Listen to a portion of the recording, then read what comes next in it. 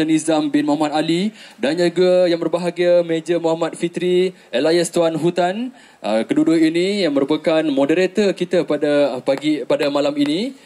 Ada tuan? Okey, tuan boleh test dulu? Boleh? Boleh testing mikrofon 1 2 3. Okey, seorang lagi moderator kita. Silakan. CP bersara Datuk Abdul Rashid bin Harun. Seterusnya yang berbahagia Deputy Commissioner Polis DCP bersara Datuk Abdul Razak bin Yusof. Seterusnya yang berbahagia Laksamana Muda Datuk Saifuddin bin Kamaruddin bersara. Yang berbahagia Major Jeneral Datuk Haji Zawawi bin Haji Adam bersara. Seterusnya yang kelima yang berbahagia Major Mat Azman bin Haji Piah bersara juga. Dan seterusnya yang terakhir yang berbahagia Deputy Superintendent Polis DSP bersara Kamaruddin Elias Kenny. Ke-6 panel yang kita bawakan kepada anda semua bagi bicara wira bersama ikon patriotik. Jadi tanpa lengahkan masa, saya serahkan kepada Tuan Moderator yang juga daripada Amazing Camp Legacy dan Tuan Hutan untuk mengendalikan sesi Coffee Talk yang ketiga iaitu bicara wira bersama ikon patriotik. Dengan segala hormatnya, dipersilakan. Bismillahirrahmanirrahim. Alhamdulillahirabbil alamin wassalatu wassalamu ala asyrafil anbiya wal mursalin wa ala alihi washabbihi ajmain. Alhamdulillah. Assalamualaikum warahmatullahi dan selamat petang Lenggong Outdoor Festival. Waalaikumsalam. Assalamualaikum dan selamat petang Lenggong Outdoor Festival. Waalaikumsalam. Alhamdulillah masih ada yang segar pada malam ini. Okey, tuan-tuan, puan-puan, saudara dan saudari, pada malam ini merupakan malam istimewa yang diselitkan bersama dengan Outdoor Lenggong Festival, iaitu kali pertama dalam Outdoor Lenggong Festival ini membawakan 6 ikon patriotik Malaysia. Okay. Tanpa saya membuang masa, saya rasa saya serahkan pada Dr. Nizam untuk memperkenalkan setiap seorang ikon patriotik yang selama ini kita mendengar hanyalah dalam YouTube, dalam buku, dalam wawancara TV, tapi kali ini berada betul-betul depan mata kita. Saya serahkan pada Dr. Nizam untuk memulakan pengenalan kepada datuk-datuk dan tuan-tuan yang ada kat depan kita. Silakan, Doktor. Terima kasih, Major Fitri. A very good night, ladies and gentlemen. How are you? Thank you. Please, if you have anything as it is tonight, focus your attention, because tonight is a historic moment, not only for you, but for the whole nation that we beloved so much. And of all places in this peninsular Malaysia, Lenggong District, Majlis Daerah Lenggong, is the one courageous and patriotic enough to invite all of us here. Ladies and gentlemen, for the first 15 minutes, I will give the time and moment of this historic night to each and every single one of the unsung heroes of the Royal Malaysia Police, Polis Diraja Malaysia, starting with the one immediately to my left, Commissioner Police retired, Datuk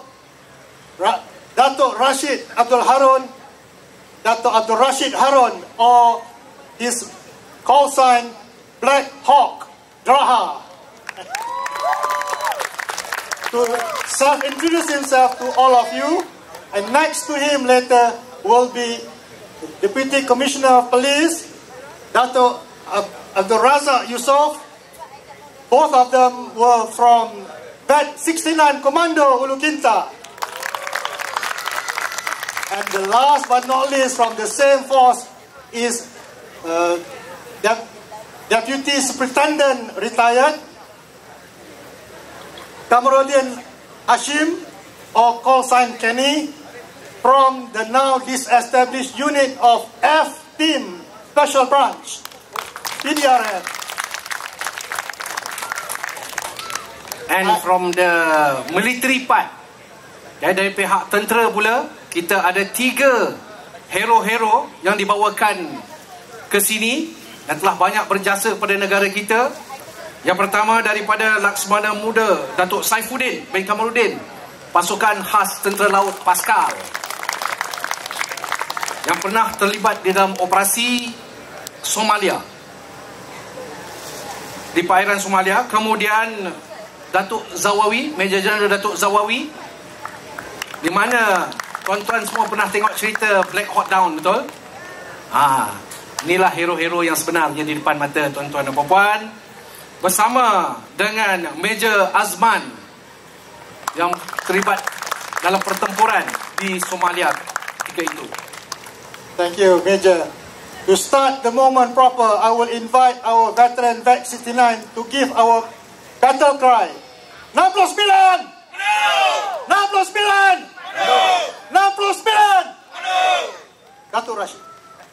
Bismillahirrahmanirrahim. Assalamualaikum warahmatullahi taala wabarakatuh. Salam sejahtera. Ya, saya Datuk Abdul Rashid bin Harun.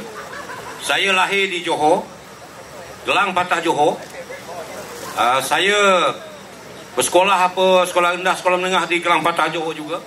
Dan saya pada tahun 1975 saya telah memasuki pasukan polis Diraja Malaysia dengan pangkat constable dan medap slowly naik dari satu peringkat ke satu peringkat sehinggalah saya menjawat jawatan Komisioner Polis, iaitu Pesuruh Jaya Polis, dan bertugas sebagai Pesuruh Jaya Polis Sabah. Dan antara tugasan saya semasa dalam Polis Raja Malaysia adalah bertugas di dalam bahagian Jabatan Siasatan Jenayah sebagai pegawai soal siasat, pegawai penyiasat. Kemudian saya juga bertugas di bahagian operasi khas Jabatan Siasatan Jenayah, dan saya juga bertugas dalam 69 Komando, bermula daripada saya dapat pangkat constable, dapat corporal, naik pegawai juga dalam Komando 69, dan kemudian saya ditukarkan ke bahagian operasi khas Jabatan Siasatan Jenayah. Jadi antara operasi yang saya telah ikuti sepanjang penugasan saya adalah menumpaskan penyelesaian ganas bersenjata api, kes-kes terkelas, kes-kes jenayah terancang, dan yang operasi terakhir yang pasti anak-anak semua, tuan-tuan dan puan-puan masih ingat lagi, iaitu operasi Obdaulat di Lahad Datu, dan telah difilmkan dalam filem Takluk. Jadi tuan-tuan dan puan-puan, anak-anak semua, saya tak mau bercerita panjang mengenai operasi tersebut pasal masa kita terhad. Nanti kalau ada yang berminat nak tahu, silalah ke kemah kita di sana. Kita akan berjumpa dengan anak-anak, akan jumpa dengan pastinya dengan rakan-rakan kami yang ada. Cuma saya nak beritahu apa yang dipaparkan dalam Obdaulat. Saya rasa saya ada masa sedikit je lagi. Apa yang dipaparkan dalam Obdaulat itu sebenarnya tidak semua cerita itu boleh diguna pakai sebagai sejarah. Yang pertama adalah masa rundingan. Masa rundingan,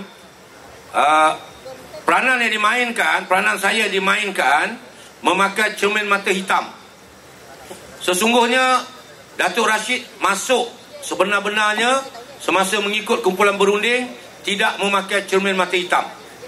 Kerana kalau Datuk Rashid memakai cermin mata hitam akan menyebabkan Datuk Rashid mungkin tak boleh balik, pasal dilihat sebagai belagak, sombong, bongkar. Dan yang kedua, Datuk Rashid tidak masuk pakai kereta kebal dan dieskort oleh anggota-anggota Komando 69 yang menggunakan kereta kebal dengan senjata yang lengkap. Datuk Rashid hanya naik 4-wheel drive, ya, dan tidak membawa apa-apa senjata. Dan Datuk Rashid dikenakan sebagai Sarjan Major Rashid.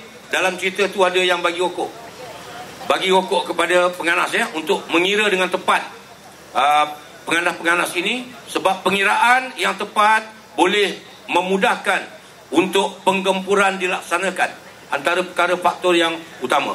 Dan yang ketiga, mayat yang dijumpai dalam lubang di satu lubang, sebanyak 12 mayat, bukan mayat orang yang penganas yang belot kepada kumpulan dia. Sebaliknya adalah pengganas yang terbunuh semasa pertempuran pada 1 bulan 3 2013 dari jam 10 pagi hingga ke jam 11 pagi. Jadi fakta itu adalah fakta sejarah dan fakta ini telah tidak betul. Okey, itu saja daripada saya. Terima kasih, Datuk. Panjang lagi tu sebenarnya kisahnya tu. Next, Datuk Razak. Assalamualaikum warahmatullahi wabarakatuh. Salam. Nama saya Abdul Razak bin Muhammad Yusof. Dilahirkan di Watu 6 Teluk Mas, Melaka. Masuk polis tahun 86. Itulah 6 tahun di Melaka. 18 6 tahun 14 matematik tak lulus. 18 tahun lebih kurang di Kedah. Kemudian masuk polis 35 tahun di UK, Ulu Kinta. Attach dengan unit 69 komando. Okey, setelah pencen ni dikenali dengan nickname Tok Ndak. Tok Ndak di kalangan ni lah orang yang berkongsi dengan Tok Ndak ilmu-ilmu silat ni, jadi dipanggil Tok Ndak. Jadi Tok Ndak belum beristeri lagi, baru beriswan. Baru beristeri satu. Belum beristeri lagi, baru beriswan. Anak 5. Okey, semasa kecil-kecil dulu, mak Tok Ndak tanyalah, esok awang di kalangan keluarga ni budak nakal dipanggil awang. Esok awang besar nak jadi apa ni? Jadi Tok Ndak jawab, esok nak jadi orang besar. Jadi mak Tok Ndak kata kalau nak jadi orang besar, dia kena beri sumbangan yang besar kepada yang besar lah, kepada kumpulan yang besar.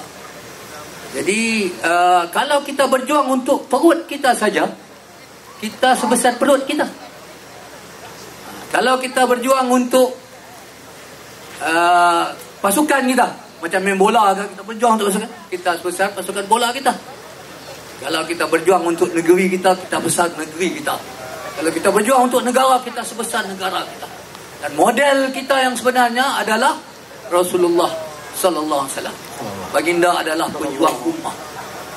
Dan baginda bukan saja pejuang ummah, maksudnya ummah ni bergenerasi. Daripada generasi 1400 tahun sebelum ni sampailah sekarang ini, baginda disebut-sebut nama ni.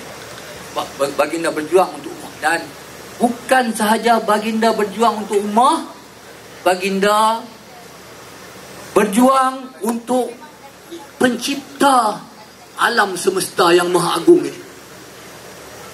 Dan baginda adalah nama agung sebab baginda mengabdikan diri kepada yang maha agung. Jadi kalau kita nak jadi orang besar, kita kena mengabdikan diri kepada yang maha besar. Jadi Tok Ndak tak ada apa-apa sebenarnya jasa. Kadar diletakkan Tuhan di tempat yang betul, pada keadaan yang betul, dan diilhamkan Tuhan untuk memberi tindakan yang betul di Sauk Bukit Jenalik pada bulan Julai tahun 2000. Dan alhamdulillah Tuhan takdirkan krisis di Bukit Jenalik itu diselesaikan dengan cara yang aman. Itu saja. Terima kasih. Terima kasih. Datuk Razak was given the Gallantry Award of Sri Pahlawan Gagah Perkasa by Yang di-Pertuan Agong. Hence, he is one of the first among the 69 commandos, apart from the late Arwah Zabri, to be given that Gallantry Award for himself and his team that solved the Op Subuh, that solved the Al-Ma'unah problem in South some time ago, 15 years ago. This, yes. Last but not least, from the PDRM is the SP Besara Teni, Haji Kamaruddin bin Hashim from F Team. Bismillahirrahmanirrahim. Assalamualaikum warahmatullahi wabarakatuh. Allahumma salli ala sayyidina Muhammad wa ala ali sayyidina Muhammad. Saya bersyukur kepada Allah SWT kerana masih lagi sihat, walau umur pun dah lanjut, dah lebih daripada 3 suku abad. Alhamdulillah. Dan kita beri selawat dan salam kepada junjungan Nabi Muhammad SAW. Okey, saya mengenai diri saya, ya, cerita diri saya. Saya sebenarnya lahir di Kuala Lumpur, tetapi saya dibesarkan di Batu Pahat, Johor lah. Jadi saya kira orang Johor tak tahulah, tapi lahir Kuala Lumpur. Masa tu Kuala Lumpur saya punya IC 10, kira Selangor lah kan. Kuala Lumpur tak ada masa tu kan, tahun 49. Okey, saya dibesarkan di Johor. Lepas itu ini saya cerita betul-betul, punya macam orang tak tahu kan. Sebenarnya habis saja saya lulus SPM, bukan tak SPM lah, di sini Cambridge, tahun 1966. Tahun 1967 sebenarnya saya masuk tentera. Saya jadi kadet. I was a cadet officer. Saya kadet, ya. Kadet di Sungai Besi lah, Shock Commission. Okay, saya berjaya. Jadi kita berhenti azan isyak sekejap. Okey dah. Bila Silakan. ini Okey, minta maaf. Kita dengan azan tu. Okey, sambung balik. Saya sebenarnya lepas daripada tamat sekolah, daripada tingkatan 5, bulan 3 tahun 67 saya masuk latihan tentera. Nombor saya 410347. Ingat lagi? Nombor tentera saya 410347. Itu nama saya. Itu nama ni nombor tu. Jadi saya bila habis tamat latihan, saya tak dapat ditauliahkan. Saya pun ada pun bekerja. Lepas tu komandan panggil saya. Dia kata, sorry, there's some technical problem. Dia kata umur saya tak cukup masa saya masuk tu. Pasal umur saya 17 tahun. Jadi dia suruh saya masuk next intake. Intake dia tu. Wah, nak melalui 6 bulan punya training. Dalam tentera bukannya macam komando ke lah dekat kan. Siapa yang Datuk semua dah pernah kan latihan tentera kan. Jadi saya reject, saya tolak lah. Bila saya tolak tu, saya keluarlah daripada tentera. Keluar tentera, saya kerja macam-macam lah. Saya kerja jadi penjual kereta, jadi salesman. Saya jadi kerja buat kasut batas, kasut ya, kat Kelang. Lepas tu akhirnya saya bekerja dengan Jabatan Perangkaan. Dan pada tahun bulan 16 bulan Jun tahun 69, lepas 13 Mei lah, tak sampai sebulan, 13 Mei 16 sebulan, 3 hari lepas berlaku 13 Mei, saya dipanggil masuk latihan polis PDRM lah di Kuala Kubu Baru ya. Latihan ni pun latihan paling ringkas dalam sejarah polis lah. 3 bulan dah training, 3 bulan jadi pegawai, tak ada tauliah, tak ada apa. Tu jadi pegawai. Pasal dia nak cepat, semua nak keluar. Pasal apa? Masa tu polis sibuk nak menubuhkan pasukan polis hutan, nak membesarkan demi keselamatan negara selepas berlaku 13 Mei lah. Itu dia berlaku. Jadi saya masuk polis lah. Saya masuk polis mula-mula saya dalam cawangan jenayah sekejap je, tapi oleh pembesaran pasukan polis hutan PPH, saya ditarik masuk polis hutan dan tahun 70 sampailah tahun 75 saya dalam polis hutan. Pengalaman saya dalam polis hutan, saya ni jenis suka mencabar diri saya dan saya sentiasa berdoa. Kita percaya pada Allah SWT, kita yakin kan apa semua. Saya sentiasa ingatkan kawan saya, kata jangan lupa kita baca Bismillahirrahmanirrahim, Bismillahirrahmanirrahim, la haula wala quwwata illa billah. Setiap kali saya ingat ini. Ini pesan dari bapa saya lah. Ya, kalau pergi mana-mana pun. Jadi saya buat pertempuran saya yang pertama itu di Paradom Sibu. Di Paradom pada hari jadi saya tu, hari lahir saya lah, 9 hari bulan 9 tahun 72. Saya masih ingat lagi tu. Ya, saya bertempur dengan penganan komunis di Parakou. Ya. Saya dapat tembak bunuh seorang dan yang lain lepas lagi lah dalam tembak hutan. Saya pasal tu pun cuma 4 orang je kan masuk. Saya daripada dulu, walaupun dalam polis hutan kena patrol satu platoon ke satu section kongkong, saya tak reti macam tu. Saya suka jalan tak ramai, 5 orang 4 orang macam tu je. Saya pergi, okay, saya bertempur, okay, alhamdulillah dapat bunuh seorang. Dan saya dapat rampas banyak dia punya, jumpa dia punya sempat, dia punya apa, bom tangan, jangkap sama. Saya main redah je, ambil je lah. Dapat rampas dah. Ada sekit-sekit tu dapat lepaskan dia tu. Saya bawa balik. Jadi disebabkan oleh saya apa ni, saya dihantar latihan. Latih untuk ni bom disposal dan booby trap yang dilatih oleh komando British lah, SAS datang hantar 5 orang untuk latih 3 bulan. Jadi saya bukan pakar dalam pakar bom, saya mahir lah. Saya boleh lah. Masa tu bukan sekarang. Masa tu saya mahir lah macam mana nak handle booby trap dan bom dan sebagainya. Jadi apa jadi Saya tidak dilatih untuk jadi jadi jurulatih ke apa, tidak. Balik ke batalion, saya di Muar, batalion saya di Muar. Lepas tu tahun 75 bulan 7 saya ditukarkan balik ke Cawangan Jenayah. Sebulan selepas saya berlaku jenayah, berlaku letupan di mana Tugu Negara diletupkan pada 27 hari bulan Ogos tahun 1975. Ingat tarikh itu. Tarikh itulah di mana bom di Tugu Negara kita kat Jalan Parlimen tu kan hancur berderai. Jadi saya tak terlibat kerana saya di bahagian ni, saya CID Jangan Sentul, yang itu di bahagian A, bahagian Dangwangi, jadi dia orang lah nyasar apa semua. Tapi apabila komunis mula pasang bendera, letak mobil trap, ramai kena, termasuklah anggota-anggota daripada balai saya yang di Sentul ni. Dia mana yang Sentul tu bahagian di kawasan besar, daripada Parlimen tu sampailah ke Selayang, sampai ke mana Gombak. Atau Gombak tak ada daerah lagi, semuanya dia tak buat Sentul besar. IO punya biasa 3 orang, 3 orang dia seksa lah. Saya punya kertas siasatan pun dalam tempoh sampai setahun ada 400 lebih kertas siasatan dia. Punya satu hari sekali siasat 10 kes, 10-11 kes, 2 hari dia naik sekali. Memang banyak betul masa tu CID jenayah. Tapi bila berlaku je pula di Benam Bendera, saya tengok saya bagi jumpa SPD saya, dia kata tuan, dia kata saya ni bukanlah pakar, tapi saya main, saya baru terlatih dalam ni. Saya cuba macam mana cuba menyelamatkan. Kerana pada masa tu polis tidak ada pasukan bom disposal, masa tak ada. Harapkan daripada pihak tentera. Pada tentera terlalu banyak, kan? Ini saya kata kita buat duduk daerah saya lah, daerah Sentul. Jadi saya percayalah dapat melupuskan bom-bom yang dipasang pada bendera komunis ni kan. Adalah 6 bendera yang saya ingat. Yang lain tu ada saya dapat gampas bendera banyak lah. Jadi bila itu cawangan khas, terutama sekali ketua cawangan khas Selangor Kuala Lumpur pada masa itu, Datuk Leon Chiwo, dia kata ini bagus material ini untuk F-Team ni. Jadi dia bagi tahu dengan F-Team punya bos, dia kata you better recruit dia ni lah, ambil lah daripada CID.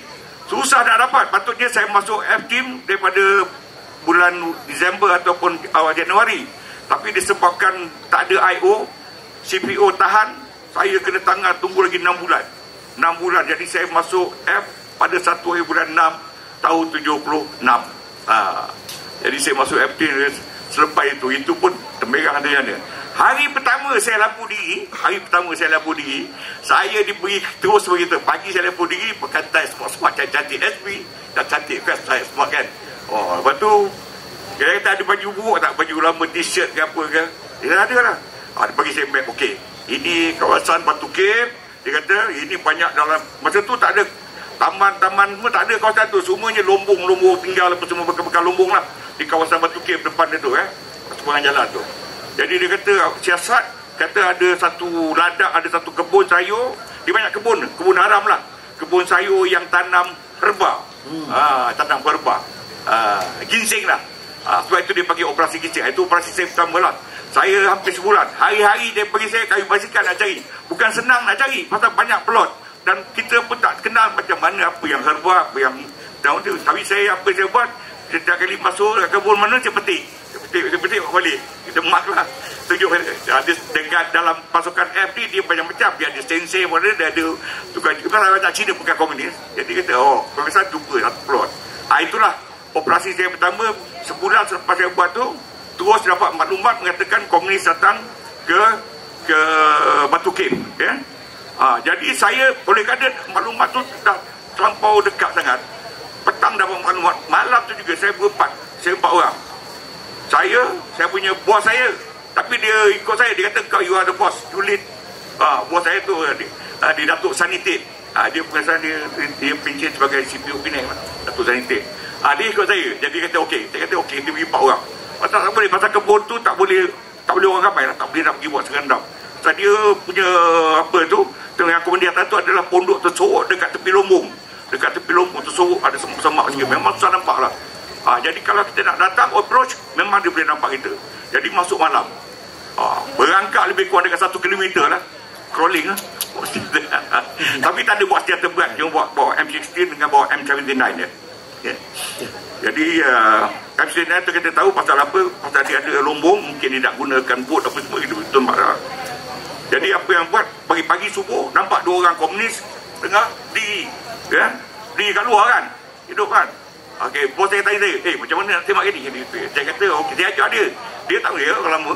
Dia kata you punya mata tu rapatkan dekat lubang aperture tu, rapat-rapat, the closer the better, more accurate. Bagi itu dia 1, 2, 3 macam tu lah. 1, 2, 3, pum, tembak sekali, pum, 2 mati, hidup jatuh. Lepas tu daripada dalam rumah pondok tu, dia tembak, balas balik, balas tembak. Itu orang tak ada cover sebenarnya. Ni agak je, tung tembak kan. Tapi saya terkejar juga, saya kejar dia, dia lari. Rupanya dia lari, dia pergi dekat lombong tu ada sampan. Dia nak lari ke sampan. Tapi sampai dia nak masuk sampan, saya dapat tembak dia lah. Jadi kita dapat tembak bunuh dia. Itulah pengalaman saya pertama. Hari pertama saya dapat diri, hari pertama tu juga saya kena buat kerja lah. Jadi start daripada tahun 1976, saya berada dalam F-Team selama 15 tahun. Dan kerja saya buat operasi saja. Operasi demi operasi, tak ada berhenti-henti lah. Ya? Terutama sekali terhadap komunis. F-Team ni dia punya tanggungjawab dia bukan hanya untuk menghapuskan komunis ini di dalam hutan, tapi juga yang banyakkan ahli anggota bawah tanah dia, ya, underground bawah tanah dia, panggil pertubuhan bawah tanah dia, terutama sekali MNLF. Dia ada tukang balak apa semua masuk dalam hutan, tanah, bawa tom apa semua, itu semua dia buat underground lah. Jadi sebab itu komunis dalam hutan dia tak keluar. Dia tak payah keluar jauh-jauh. Dia cuma jumpa mungkin orang kampung ni sekejap masuk hutan. Dia tak minta makan. Kalau dia nak barang pun dia bagi duit. Kerana underground ni bagi duit. Bukan hanya bagi tu, bagi duit. Jadi dia orang banyak duit. Dia orang banyak duit dalam hutan. Jadi dia tak susah. Jangan kata komunis dalam hutan dikeburu. Tidak. Dia memang makan cukup. Memang ada makan. Cuma kalau dia dikejar oleh pasukan keselamatan yang lain, dia lari, itu mungkin dia tak sempat makan. Dia tak ada itu je. Tetapi bila di tempat itu, dia memang banyak makan.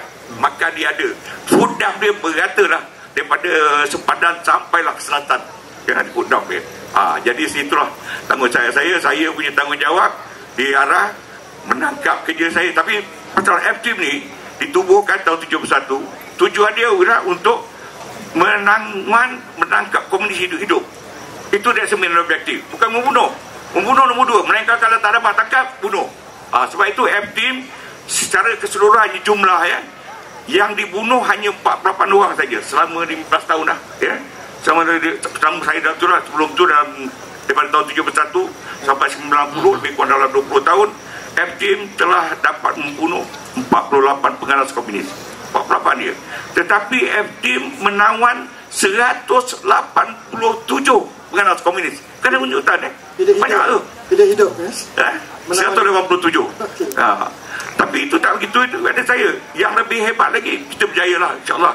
Pasal kita yang dapat kita putuskan dia punya hubungan dengan MNLF. MNLF ada 7,000, tapi F-Team menawan hampir 1,700 lah. 1,700. Saya sendiri, pasal cerita pasal saya sendiri tangkap lagi 100 lebih lah. Saya seorang lah. Dalam tempoh 15 tahun lah. Saya tembak penganas komunis mati 12 orang. Itulah rekod lah. Dia ada rekod.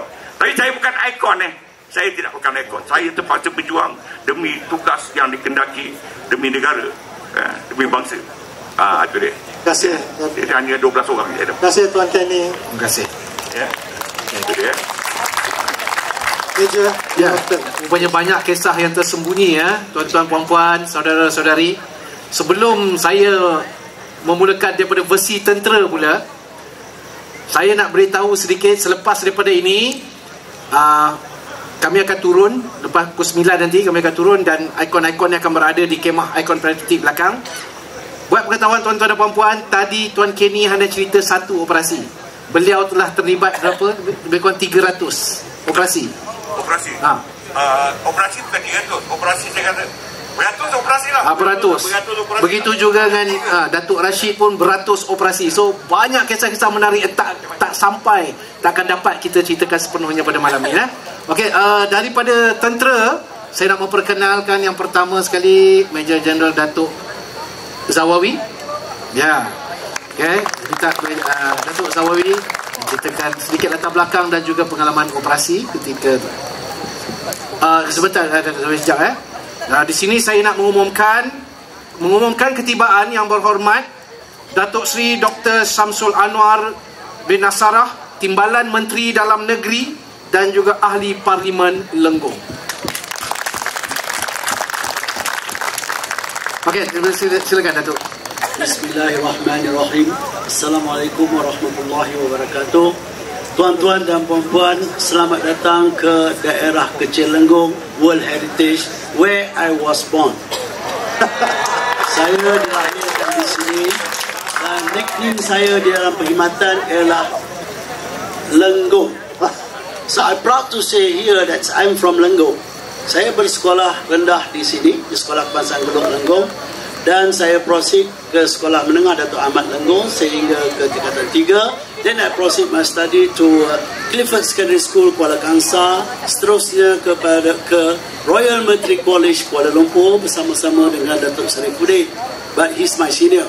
After that, I proceed my study to University Kebangsaan Malaysia, dan seterusnya saya berpeluang berada di United Kingdom selama 4 tahun dan di United States selama 2 tahun, dan I come back to serve in military.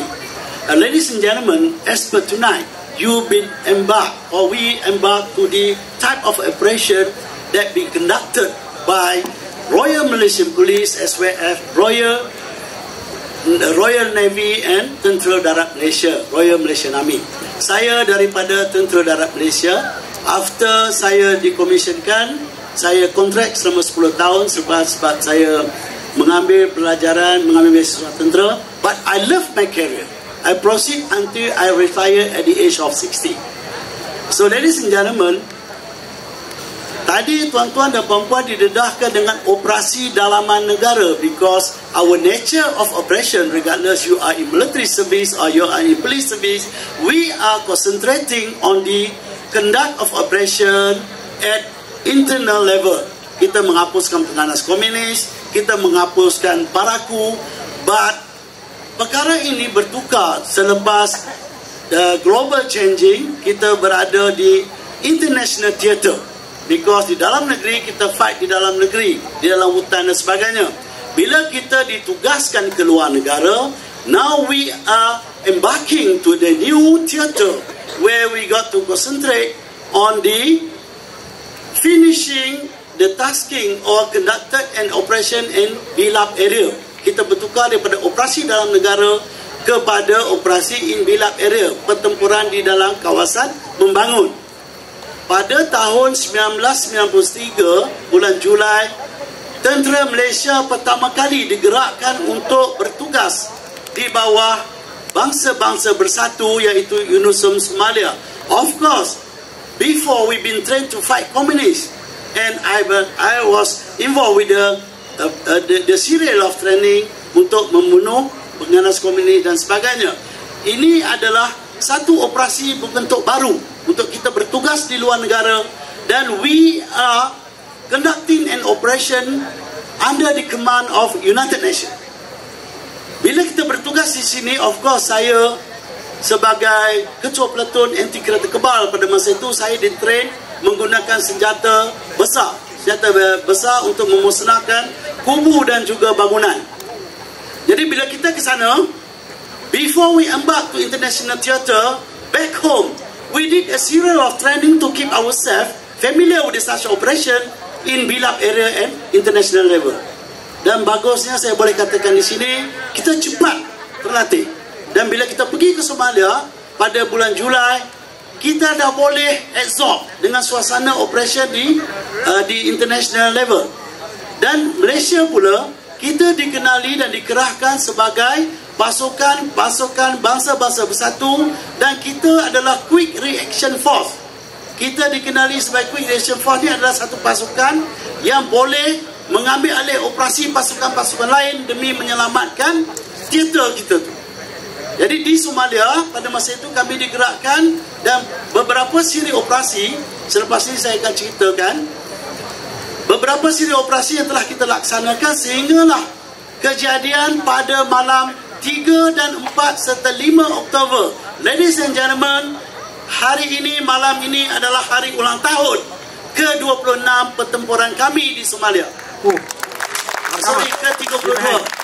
Bila saya pandang Meja Azman, but the beauty was, the boss fighter commanded United Nations Force on that international level was born in Lenggong. Yes, Major Azman beside me. Steady orang Lenggong. I was born here, Major Azman was born here. We fight together in order to keep ourselves being recognized. Ini bukanlah kejayaan saya seorang, kejayaan pasukan kita. Apa yang saya nak cakapkan di sini, I'm proud to say, at international level, Malaysia dikenali sebagai negara yang jangan main-main. Saya ingat lepas pertempuran dengan pasukan itu, bila 2 helikopter ditembak jatuh, kami dikenaki pergi ke hadapan di tempat helikopter yang ditembak jatuh itu untuk collect dead body. Sebelum tu tentera US dah masuk, tapi mereka tak boleh nak masuk. They have been bombarded. They have been highly bombarded by Malaysia. So mereka panggil kami, saya, Major Azman pergi. Dia kata, gentlemen, we having problem tonight. We going to escape. They are not going to escape, but we believe, gentlemen, you can do it. This is the crash site A, this is crash site B. We go in, and then we take out the dead body. The orders sound so simple, but the operation take us about 16 hours to complete the operation. Dan kita terpaksa bergerak, berkumpul, bergerak. Dia tembak kita dan sehinggalah 16 jam firefight. Kita berjaya mengeluarkan tentera yang terkorban tu sebanyak 8 orang, dan tentera kita seorang terkorban dan 8 tercedera.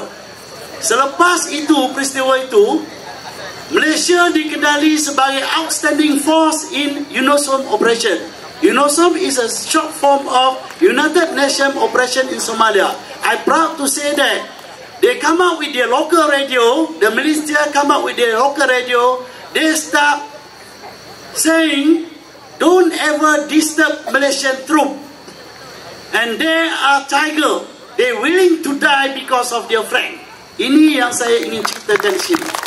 I'm proud to say that, gentlemen, because it happened in front of our eyes. Jadi tuan-tuan, saya tak boleh bercakap panjang. Sekejap lagi, selepas ni kita akan bagi peluang kepada tuan-tuan dan puan-puan untuk bertanya kami, what is the reason we involved in that particular operation and how we conduct the operation until we success to achieve the main objective. We go through the enabling objective as well as the terminal objective to achieve our mission. Thank you very much. Terima kasih Datuk Rawawi. Apa kata, oleh kerana kisah tadi masih berkisarkan sejarah Black Hawk Down di Somalia, kita sambung dengan Tuan pula. Boleh Tuan? Boleh. Saya kenalkan, ini dia Major Mat Azman yang terlibat sama dengan Datuk Zawi waktu itu. Silakan Tuan. Assalamualaikum warahmatullahi wabarakatuh. Saya memang dilahirkan di Lenggong. Lenggong ni memanglah tempat saya membesar dari kecil. Dan juga saya terlibat secara langsung semasa pertempuran di Somalia, di Bakara. Saya adalah daripada Pelatun atau Pelatun 1 daripada salah satu company yang terlibat. Dan apa yang saya dapat jelaskan di sini, apabila berlakunya sesuatu pertempuran itu, pemikiran yang logik perlu ada daripada setiap komander. So setiap perancangan mesti tepat, mesti betul untuk menjaga nyawa. So kita bertempur di tempat yang orang kata urban area, kawasan yang membangun. Kalau di kawasan hutan, kita tahu dalam hutan. Tetapi di kawasan membangun, di mana ada bangunan, dan di atas bangunan, di tingkap, di pintu, dia akan tembak kita. So kita di bawah, kita berada di celah-celah lorong. So kita dengan peralatan yang agak kurang, tapi we manage to do that. Ya. Dan kita cuma kesal apabila tentera yang sepatutnya membantu kita, itu Pakistan, berpatah balik di hadapan mata saya, dan saya tanya ke mana nak pergi. Saya sempat keluar kepala, walaupun orang duk menembak, saya keluar kepala daripada HS. Saya tanya, where are you going? So dia kata dia tidak ada alat pandang malam, so dia buta. So kita pun sama juga, kita pun tak nampak benda tu, tapi dengan kita punya common sense, kita boleh membantu. Dan kita berjaya mengeluarkan, saya betulkan balik, 18 mayat tentera Amerika yang berada di dalam helikopter yang terhempas, dan juga yang mana cuba masuk ditembak mati, dan juga seramai 76 lagi manusia yang telah menunggu masa untuk disembelih. Makan dah tak ada, peluru dah nak habis, bermula daripada pukul 3 petang bertempur sampai kita selamatkan pukul 11 malam. Jadi dah tak ada apa dah, air pun dah tak ada, makan dah tak ada dia. So apabila kita selamatkan dia, dia amat bersyukur dan berterima kasih, dan dia respect kita until now. Itu yang saya dapat putuskan. Terima kasih. Nanti kita sembang lain. Ya, kemudian makin menarik kisah-kisah pada malam ini. Sebelum saya meneruskan dengan satu lagi daripada wakil tentera, saya ingin mengalu-alukan ketibaan yang berhormat Datuk Seri Dr. Samsul Anwar Nasarah, Timbalan Menteri Dalam Negeri dan juga Ahli Parlimen Lenggong yang berada di hadapan kita juga. Seorang lagi tetamu daripada tentera, ikon daripada tentera. Selama ini tuan-tuan hanya mendengar kisah mengenai pasukan khas laut Pascal menyelamatkan operasi menyelamat di kapal MISC di perairan Somalia. Inilah perancang utama dia, iaitu Yang Berbahagia Laksamana Muda Datuk Saifuddin. Dipersilakan Datuk, kenalkan diri. Terima kasih. Assalamualaikum warahmatullahi wabarakatuh. How much time do I have? 1 minute? No, 10 minutes will be. Okay, I have 5 minutes. Okay, terima kasih kerana datang ke lokasi ini untuk mendengar bicara kita. Anda semua telah dengar tentang perkhidmatan yang hebat daripada polis dan tentera darat. Saya daripada tentera laut, pasukan khas laut. Secara amnya, saya bagi tahu dulu asal saya sebenarnya berasal dari Pahang, belajar di Kuala Lumpur dan bestara di Lumut. Jadi sekarang saya jadi orang Perak. Okay, walaupun bukan orang Lenggong. Okay, saya mula-mula mendapat pendidikan tentera di Camp Batangkara Protection. Ketika itu Navy, Army dan Air Force punya officer cadets ditrain, dilatih bersama di Camp Batangkara. Dia adalah bekas camp komando. Jadi ketika itu kami menjalani latihan asas ini selama 3 bulan. Setelah itu saya bertukar ke latihan camp di Singapura sebagai kadet tentera laut. Kadet tentera laut ditrain terlampau lama, 2 tahun. Selepas itu barulah kita berlayak membawa kapal. Saya sebagai seaman officer ketika itu membawa kapal ke merata tempat, masuk juga di Sabah dan Sarawak dan di luar negara. Kemudian saya memasuki pasukan khas laut. Dia bermula pada tahun 83 bila saya menjalani latihan Pascal di Surabaya, Indonesia selama 11 bulan bersama Komando Marinir Indonesia. Setelah tamat latihan marinir di Indonesia, jadi kamu akan lihat saya punya servis dalam latar belakang servis saya, sama ada saya terlibat dalam latihan ataupun beroperasi. Ini sesuatu yang sangat unik saya kira. Balik daripada Indonesia, saya kembali ke Pascal, menubuhkan sekolah latihan Pascal di Lumut. Kemudian saya dihantar ke Australia untuk buat menyelam di lautan dalam selama 8 bulan, mine countermeasures and diving officer, untuk underwater ammunition dan sebagainya, letupan bawah air.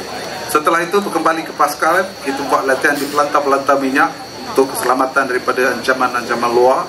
Setelah itu saya dihantar ke Amerika untuk buat explosive ordnance disposal course juga selama 8 bulan dan kembali. Dan setelah itu dalam masa kursus dan pertukaran tempat kerja, saya terlibat juga dalam banyak operasi, antara lain operasi escort Prime Minister Conference, Asian Prime Minister Conference di Manila ketika itu dengan 3 biji kapal dari sini.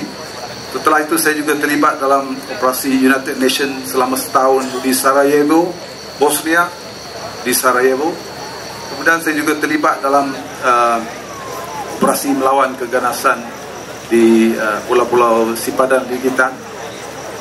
Tapi yang kita nak fokus malam ini adalah operasi yang sangat unik yang saya conduct sendiri secara amnya untuk pengetahuan tuan-tuan sekalian, dalam tentera dan polis juga kita ada 3 peringkat bila kita buat keputusan ataupun decision making process.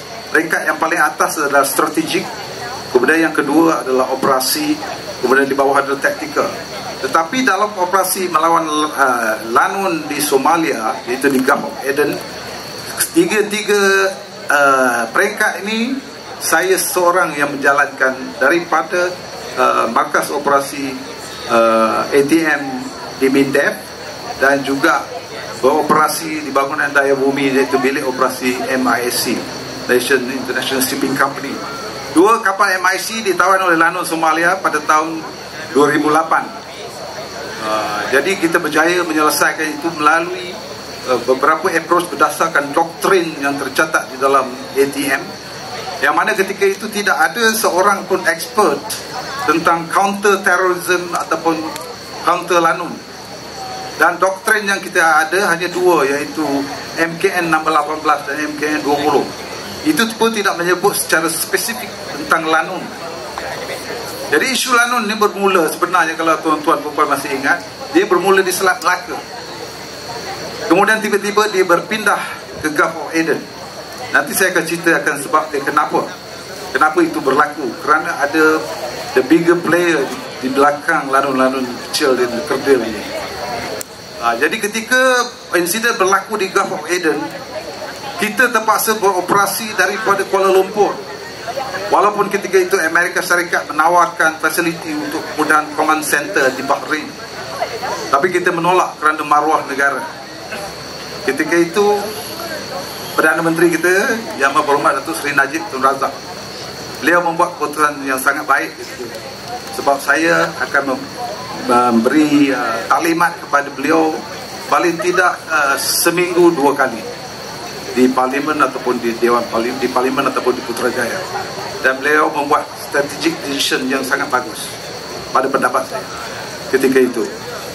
Kemudian apabila berlakunya pelaksanaan itu, kita apply segala knowledge yang kita ada, dan kita tidak punya teman untuk berbincang kerana itu negara kita. Tetapi operasi itu berlaku beribu batu dekat dengan laut terusan Suez di Gulf of Aden. Jadi ketika itu kita menggunakan aplikasi IT yang sangat terhad. Malah tidak malu saya nyatakan di sini kepada tuan-tuan dan puan-puan, ketika melaksanakan operasi penyelamat itu, saya bagi order saya menggunakan Yahoo Messenger. Sangat basic. Sangat basic. Tetapi itulah, we get the job done dan time is up. So lepas ini saya bercerita lebih lanjut di sana, dan tuan-tuan dan puan-puan dipersilakan untuk datang bertemu. Terima kasih. So oleh kerana masa sudah pun tamat untuk ikon dan sesi bersama ikon-ikon ini, so saya rasa tuan-tuan dan puan-puan jika ingin bertemu, bergambar, mungkin bertanya lebih dalam lagi tentang latar belakang, mungkin rahsia-rahsia amalan-amalan yang ada pada ikon-ikon kita ni, boleh bertemu ikon-ikon kita di kemah di belakang, di kemah Bicara Ikon bersebelahan dengan kemah Amazing Camp Legacy. Okay? Sehingga bertemu lagi. Terima kasih tuan-tuan dan puan-puan. Akhirul kalam, kita persilakan Datuk Rashid Harun, tuan rumah bagi program Patriotic Tourism Lenggong Outdoor Festival 2025, to give his last word of advice to all of us. Please. Baik, semua sekali yang ada ni, last word from kami dah berpakat. Kita ingat mengimbas balik kata-kata Pendeta Zakbar, buatlah baik ayuhai insan, ke dalam laut engkau campakkan, walaupun tidak dikenal ikan, Tuhanmu tahu, iyakah bukan? Terima kasih. Silakan.